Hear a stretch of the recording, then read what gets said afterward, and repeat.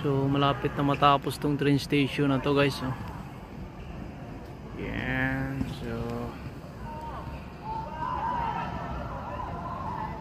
yan, hindi pa nalagas yung mga bulaklak.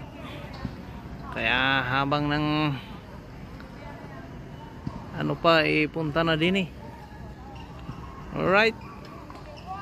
So pahinga muna tayo at masakit ng ating tuhod.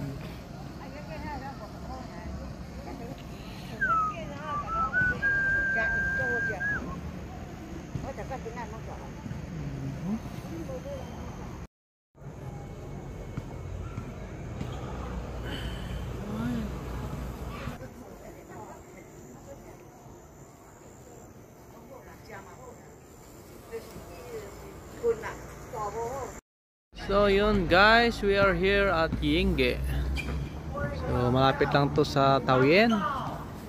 So arat na kayo dito habang may bulaklak pa si Sakura. So yan. Ito yung papsok. Diyan yung mga flowers. Ayan, medyo madilim nga lang at gabi na. Nalinawa natin, no? So ayan, may basketball court din dito. So ayan, may art yung pathway. Pathway ba to o hallway? Ano ba tawag dito? Yan, ayan guys, ito pink. Pink ang kulay nito. Pink yan. Tapos yung nandoon naman ay red.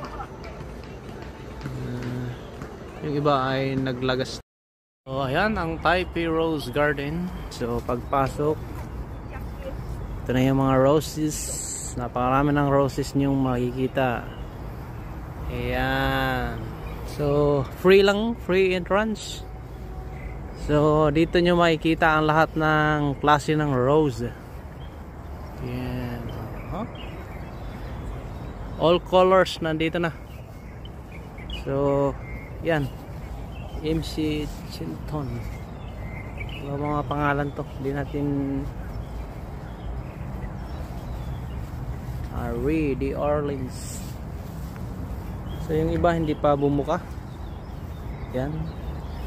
So ito yung petals niya talagang bukang-buka na. Yan, ayan oh. Yan. Ano siya, parang may pagka pink ng konti na white. So yun yung pink.